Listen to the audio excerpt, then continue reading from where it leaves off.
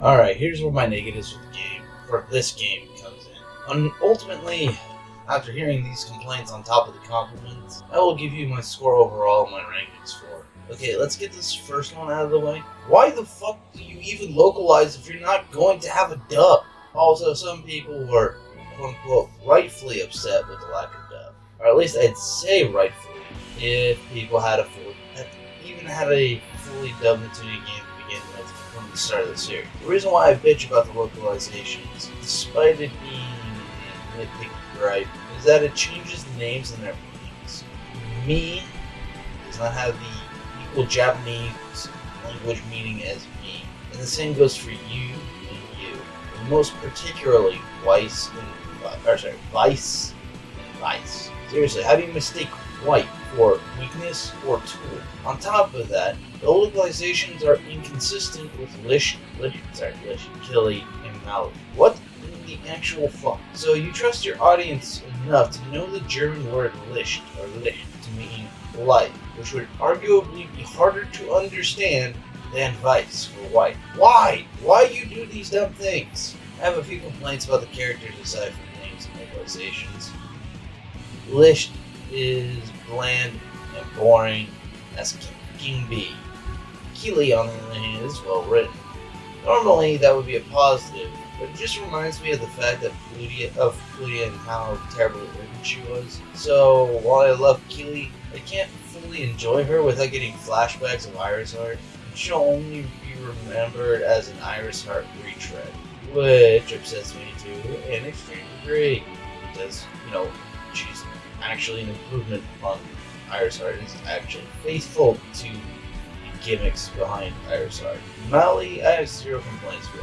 She's absolutely great. Speaking of perfect, Vice. There's something to be loved about shooty characters. Regardless of how generic all the trope is, they never fucking age. Another complaint I have is that despite having some cool boss fights, there are no boss-centric battle things, just the idle. None of the bosses have a distinct theme, and it feels like a massive downgrade from the days of V2 with songs like Encounter of Destiny. It feels like there are some disparities between the story and the mechanics of the VTubers. The final bosses need something hardcore to solidify the threat that the infants had. They didn't give enough consideration. Even worse, there's a certain portion in Neptunia Virtual Stars that provoke any sense of tension or dramatic stakes. Spoiler warnings ahead. Skip ahead to the appointed time code to skip it. When the reveal of Kato secretly being the one manipulating the girls, and the person they called Farah was the sus imposter, the girls go on a rescue mission. However, they end up having to defeat Farah to get to go on the rescue mission. They're all sad, they're all moping around, which was a beautiful piece of somber, dramatic storytelling. However, Neptune's meta break gets nowhere more and kills any tension or dramatic stakes by basically using the power of friendship gaming bullshit. Then they go and enter the 404 not found dark web to retrieve Farah. It is obnoxious and almost destroyed the entire story. While it did not destroy the story because of how it is implemented within it, it did suck up the emotional gravitas of the tragic loss. It exposes the fatal flaw of the game's overarching thematic ideology. How they treat the antis and how they use Neptune's meta breaking as one consistent theme and ideology, and that is the concept of hand waving, which is the crux of the story's weakness. Last but not least, one of my frustrations is that the North American, and possibly European, regions don't have the video battle info. This is a minor gripe that only a person who has played both the Japanese region and the North American or EU regions will pick up.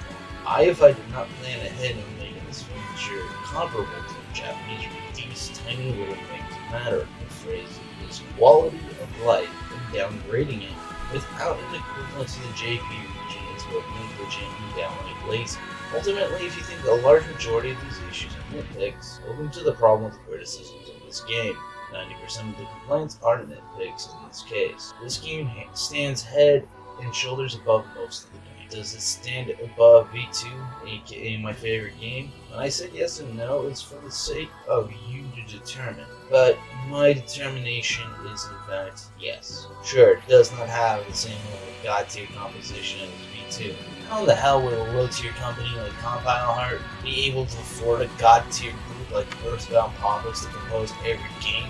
We just needed to plan Neptunia Virtual Stars development a bit better.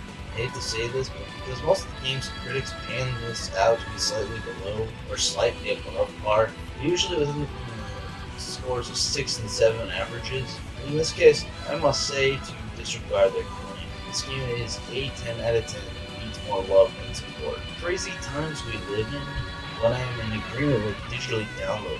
I feel weird. So if you enjoyed this 3-part series, like the video if you have not already, subscribe if you want to go to your own site to help me know more of my content. Thank you again for watching this 3-parter series of God tier reviews.